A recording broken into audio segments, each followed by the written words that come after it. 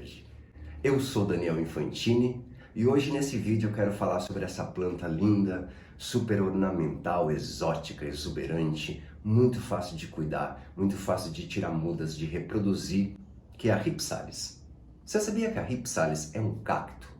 Pois é, por isso que ela é conhecida como cactus macarrão, devido a esse formato fino, comprido, cilíndrico, flexível e sem espinho, muito diferente dos cactos que normalmente a gente encontra por aí.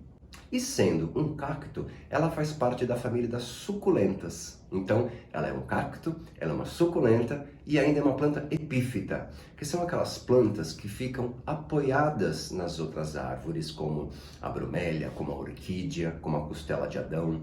E muito diferente do que as pessoas pensam, as plantas epífitas, elas não são plantas parasitas. Elas não se alimentam da seiva da árvore, elas não retiram alimento das outras plantas. Elas simplesmente se apoiam e retiram seus alimentos dos nutrientes da chuva, dos respingos do rio, dos detritos que caem das árvores, as folhinhas, os galinhos, o cocô do passarinho, toda a matéria orgânica que está no ambiente dela. Então isso ajuda a gente a tirar essa ideia de que planta epífita é inimiga, que uma suga a energia da outra. Não, pelo contrário, as plantas epífitas elas são muito parceiras umas das outras. Essa é uma Rhipsalis bacífera, mas existem dezenas e dezenas de outros tipos de Rhipsalis. Mas a Rhipsalis bacífera é a mais comum da gente encontrar, tanto para comprar, tanto de vê-la no meio da natureza. E é isso que eu quero falar agora para vocês. Qual é o ambiente natural da Rhipsalis? Ela é uma planta de clima tropical, portanto ela aprecia ambientes quentes e úmidos. Eu vou mostrar para vocês um vídeo que eu mesmo fiz no meio de uma mata, onde tem essa espécie agregada aos troncos das árvores. Percebem que elas estão abaixo das copas das árvores, apoiadas nos troncos, e nesse ambiente ela recebe uma luz indireta, uma luz filtrada. E lá no fundo você vê um córrego, o que deixa esse ambiente ainda mais úmido. E é esse ambiente que a gente tenta reproduzir no local onde a planta vai ficar, ou seja, bastante luminosidade, sem a luz direta, com o solo úmido, mas sem deixar encharcar. Eu só coloco a minha Rhipsalis para tomar o sol da manhã, bem fraquinho, ou aquele sol do final da tarde, quando eu quero estimular a floração dela. O que acontece? No final do inverno e no início da primavera. Aí ela nos presenteia com essas lindas florzinhas. E depois da floração, vem os frutos, que são essas bolinhas brancas que você está vendo aqui. Esses frutos, eles não são comestíveis para nós humanos, mas os passarinhos adoram. Então a Rhipsalis, ela também é um atrativo de passarinho. Esse ambiente de mata fechada, ele é bastante úmido. Então a gente precisa regar a nossa Rhipsalis umas 2 vezes por semana, ou quando você perceber que o substrato secou, você vai lá e rega.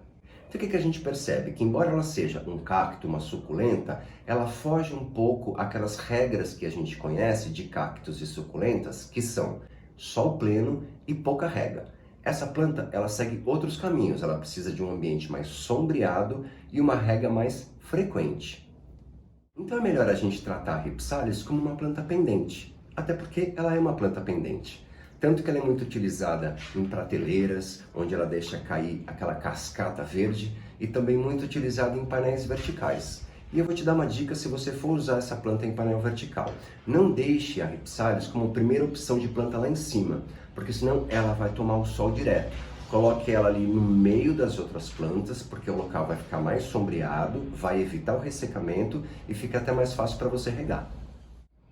E mesmo assim, a Rhipsalis é uma planta muito resistente. É muito difícil você perder uma planta dessas. Então, quando ela estiver mais feia, mais caidinha, você vê o ambiente, você troca o ambiente, você verifica a rega e adube. Eu adubo de 3 em 3 meses com um adubo orgânico. Eu uso e recomendo o Bokashi, que é um adubo completo e ainda serve para todas as outras plantas. Fica a dica para você. Quero te mostrar agora como a gente faz a reprodução da Rhipsalis bacífera. Você pode fazer através da semente, você pode fazer a reprodução pela divisão de touceiras. Nesse vaso são várias touceiras que tem lá dentro. Então você tira a planta do vaso, destrincha a terra, aí você já vai conseguir observar as toceiras, ó. É como se fosse um tronco de uma árvore, ó. Então aqui a gente tem uma, aqui a gente tem outra, aqui a gente tem outra. Então cada uma dessa daqui é uma muda. E você pode fazer a reprodução por estaca. Você escolhe uma folha, pode ser com raiz ou sem raiz. Observa que isso daqui, ó, ela tem pequenas raízes espalhadas. Você pode pegar essa parte e colocar direto na terra, ou você pode pegar uma sem mesmo. Essa aqui, por exemplo. A gente traz uns 5 centímetros aqui para baixo. Eu corto. E aí eu tenho esse raminho. Aí eu coloco já direto na terra, ou eu posso colocar num copinho com água também para enraizar, mas aqui eu vou colocar diretamente na terra. Esse substrato, lembrando que ele é bastante drenado, ele é levinho, ele é soltinho, como o substrato da orquídea, da bromélia, das suculentas. Aqui eu coloquei a terra, aqui tem folhinhas diversas que eu vou guardando, eu picoto e coloco, inclusive tem nutrientes ainda aí que ela pode aproveitar. Coloquei um pouco de casca de ovo, casca de pinos, coloquei um pouco de areia, aí ele fica bem soltinho. Aí você pega esse raminho e coloca na terra.